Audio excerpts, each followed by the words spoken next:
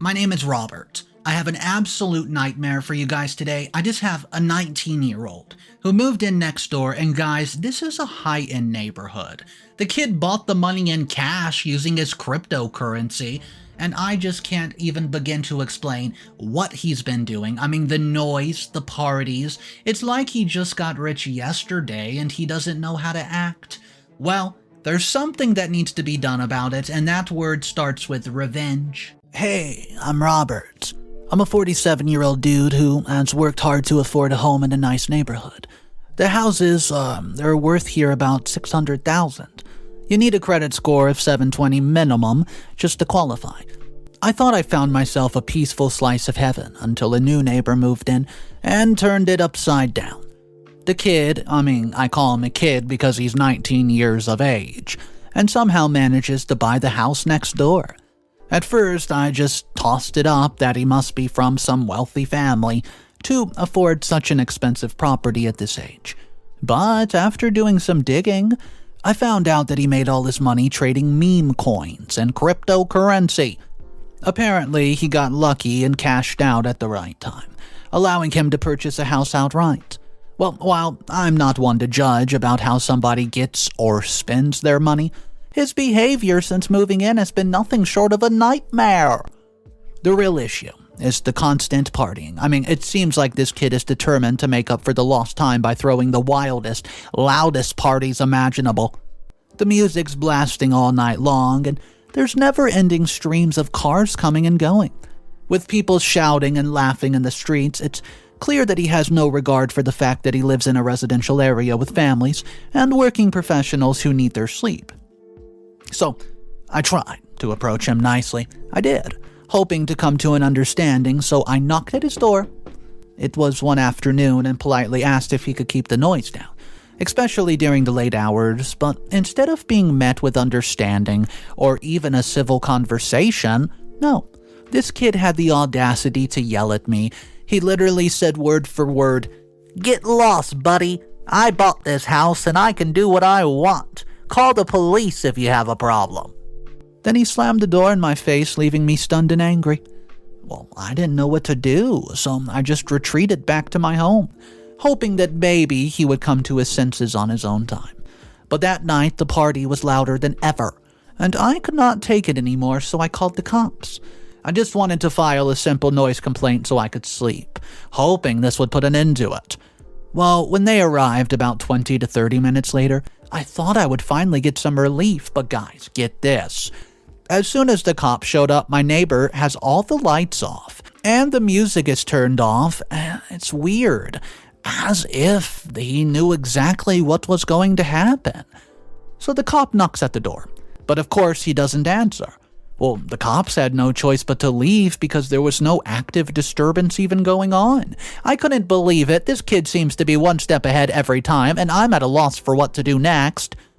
I'm reaching out to you, guys, because I'm just desperate for advice. How can I deal with this situation? I've worked so hard to build a comfortable life for myself, and now I feel like I'm being held hostage in my own home by a teenager with too much money and not enough sense. Well, to be honest, I'm worried that if I keep calling the police, they'll start to think that I'm the problem. But I can't just sit back and let this kid run wild. Please, if anybody's dealt with a similar situation or has any idea how to proceed, I'm all ears. I'll keep you updated on any developments, but in the meantime, I'm just hoping the collective wisdom here can help me find a solution to this nightmare. What's up, everybody? Oh man, I want to know if anybody out there listening has had any crazy neighbor stories that they want to share.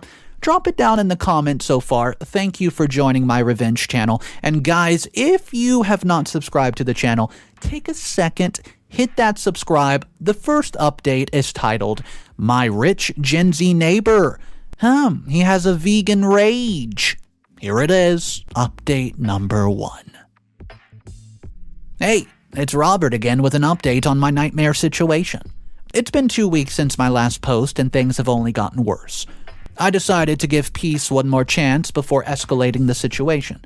So, as some of you might know, I'm a wizard on the barbecue grill. Every Sunday during football season, I make a feast for my friends and family. This time I thought I'd extend an olive branch to my problematic neighbor and just offer him some of my famous barbecue. So, I show up at his door with a full plate of delicious meat, hoping to start a friendly conversation, but when he opened up the door, the unexpected happened. Guys, this kid actually spit on the food, and he screamed at me for killing animals. Turns out he's a strong vegan and strongly against the consumption of animal produce. He slammed the door in my face and immediately starts blasting his music even louder than ever. Well, I was stunned, I was furious, I had to use every single ounce of self-control not to pounce on the kid and punch him in the face. But I held back. When I noticed a Ring camera on his door, I knew any physical altercation would obviously be caught on camera, and I don't want to risk getting in trouble with the law. But I couldn't let this slide. That's when I noticed his brand new Porsche parked in his open garage with the top down. In a moment of anger and poor judgment, I walked over to the car. I lifted up the seats and I poured the entire plate of barbecue down the side, closing the seat back in place so it wasn't noticeable. I knew it would start to smell awful in just a few days, and I felt a twisted sense of satisfaction. Anyways, I went home. I enjoyed the rest of my day watching football with the family and friends, but as the beers started to wear off and the evening came to a close, I started to feel guilty about what I've done. I feared the consequences of my actions, but just as I was contemplating coming clean, I heard the all-too-familiar sound of my neighbor's music blasting through the windows. So, I decided not to stir up any more drama that night and put in my earplugs and just try to get some sleep. The next morning, my other neighbor, Billy from down the street, approached me and asked, about the noisy kid and what the heck his deal is. We kind of bonded over the shared frustration, and we decided to team up to gather as much evidence as possible of the parties and noise disturbance. We planned to file a complaint with the city, call the cops the next time he goes out of hand. So, here's the thing. It's been 3 days since I put the barbecue in his car. There hasn't been any parties or loud music, and I'm just starting to wonder if my little act of revenge did the trick. But I'm also worried about what might happen if he finds out that it was me. I'll update ya. Update number 2. A courtroom twist. Hey, it's Robert. I have a shocking update for you. So guys, get this. I woke up after my last post to the sound of a police pounding on my door. When I opened it, they asked to confirm my identity, and then they told me to turn around, put my hands behind my back. I was under arrest.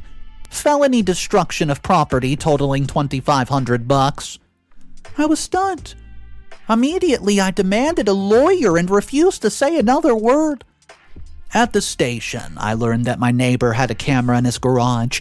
It caught me pouring the barbecue into his Porsche. Apparently, the food caused mold to grow all over the bottom of the seats, and he took it to the dealership down the street, and they quoted him $2,500 to fix it. Well, in our state, $2,500 is an amount enough to elevate the charge to a felony. I was beyond myself with regret. I told them it was a mistake, and I was willing to pay the $2,500 if my neighbor would just drop the case. But he refused. Well, I was arrested and had to bail out of jail the same day. Now I'm facing a court battle. I'm furious at my neighbor, but I know I can't risk any more revenge while I have an open court case. I hired a lawyer to fight for me, and the most unbelievable thing happened. On the day of the trial, my lawyer managed to convince the jury that I was not the one who spilled that barbecue. Yeah, his argument was the evidence was inconclusive, as the camera quality was far less than 720p, and it only showed a rough figure of a man that resembled me in a rain jacket, so against all odds, I was dismissed with no charges. I went home. My head was spinning from the events of the past few days, and I'm at a crossroad. Do I take this as a sign to let things go? Do I let it calm down and just focus on my own life in front of me? Or do I pursue revenge for everything that I've been through because of this entitled jerk? I don't know. I'm torn. I know that seeking revenge could land me in even hotter water, but a part of me can't let go of the injustice and disrespect that I faced. I don't want to make a decision I'll regret, but I Also, don't want to let him get away with ruining peace and putting me through the legal hell. I'll update ya. Update number 3. The crypto revenge plot. Hey guys, it's Robert again. I'm back with yet another update on my neighbor from hell. It's been a month since my last post and I thought I could move on and let things lie. But I just can't take it anymore. The kid is driving me insane. Remember the neighbor I mentioned in my previous post? You know, the one who became my friend in our shared quest for revenge? Well, he came over to my house with some absolute gold evidence. It turns out he has a cousin who knows very well of my problematic neighbor, and the kid has been bragging about how he made all his money in cryptocurrency. But guys, here's the kicker. He's not an average investor. Allegedly, he's been evading taxes and his crypto gains, and even created a fake coin that he sold to all his Instagram followers before pulling a rug. Well, to put it simply, a rug, it means he took their investment and ran. The kid's been boasting about getting away with it, knowing that the police, they lag behind in cyber crimes. I couldn't let his opportunity slip away. I came up with a plan, and it's undoubtedly vengeful. So, I paid for a full background check on my neighbor to get his full name and all the details I needed. Then I sent an open letter to the IRS, telling them everything I know about the kid, including the fact that he's hiding crypto, cashing it out in illegal ways to evade taxes. But hey, I didn't stop there. I also contacted the police with IP addresses from the neighbor's house and told them about the fake coin scam that he pulled on his followers and told them to look into it. Now I'm playing the waiting game. It's been a while since I sent the letters and filled the reports, and I have not heard anything back yet. I don't know if my plan worked out or if the authorities will even take any action. Meanwhile, I'm still putting up with the constant loud noise coming from his house. At this point, I filed 4 noise complaints, but all the cops do is show up and tell him to turn it down a bit. It never works. Somehow, the kid always seems to know right before the cops arrive, and he turns the music down just in time. I'm just basically at my wit's end. I'm hoping that my letters to the IRS and the police will yield some results. But I'm also worried that I might have crossed the line. What if they trace the reports back to me? What if I end up in trouble for trying to seek justice on my own? I don't know what to do anymore. I feel like I'm in a lose-lose situation. If I don't do anything, I have to keep living with this nightmare neighbor, but if I take action, I risk getting myself into hot water. I'm hoping that this crypto revenge plot will end this saga, but I'm also prepared for the possibility that it might backfire. Anyways, I'll keep you updated on any developments, but in the meantime, I'm open to any advice or words of encouragement that you have. Final updates. The crypto kingpin. Wow, hey guys. It's been 6 months since my last post, and I'm thrilled to report that my crypto revenge plot worked. So, get this, and just so you know, this is a wild one. One day, out of the blue, the police showed up with a SWAT van, police cars, and even a few FBI vehicles. It turns out that this whole situation was much deeper than I could have imagined. The IRS and tax evasions were the least of my neighbor's worries. Apparently, this kid was a meme coin cryptocurrency kingpin. He had created over 17 fake coins. He pulled the liquidity from them and left the investors high and dry. His computers were seized, and everybody inside the house was arrested. The bank even seized his home. Apparently, he's facing multiple felonies and federal charges from different agencies. I have no idea that a simple request to turn down his little music would turn into such a massive war. But in the end, I came out on top. It's crazy to think that my actions led to the takedown of a so-called crypto crime ring. But I guess sometimes justice works in mysterious ways. Okay, but let's fast forward to today. Life's taken a much more peaceful turn. New neighbors have moved into the house next door, and I'm happy to report that we get along great. In fact, we bonded over our shared love for the NFL's Green Bay Packers. It's amazing how much a change in just a few months can do. Just last Sunday, we had a fantastic barbecue and football festival with friends in the backyard. It was the perfect way to celebrate the end of this wild chapter in my life, and the beginning of a new, more harmonious one. What's up, everybody? Man, what a wild ride between neighbors. There's a couple commenters that were arguing with each other. They don't really agree how OP handled the situation. We're going to take a second and read the first comment from Misfit Bunny. Misfit Bunny says, I can't believe what I just read. OP, you're lucky that your revenge plot worked out in the end. But did you ever stop to think about the potential consequences? What if the authorities had traced the reports back to you and you got involved? You could have ended up in serious legal trouble yourself. I understand that your neighbor was a nightmare, but taking matters into your own hands like that was a huge risk. Comment number 2. Now this comment comes from I Sing for Cash, and they're replying to Misfit Bunny. I Sing for Cash has this to say. Are you kidding me? OP did what he had to do. This crypto kingpin was not only ruining OP's life with his constant noise and disrespect, but also scamming innocent people out of their hard-earned money. OP's actions led to the takedown of a criminal enterprise, for goodness sake. He should be praised for his bravery and determination, not criticized for the risk that he took. Well, Misfit Bunny's not quite done, and she says, well, you know what? I Sing for Cash. I do get where you're coming from, but vigilante justice is never the answer. OP got lucky.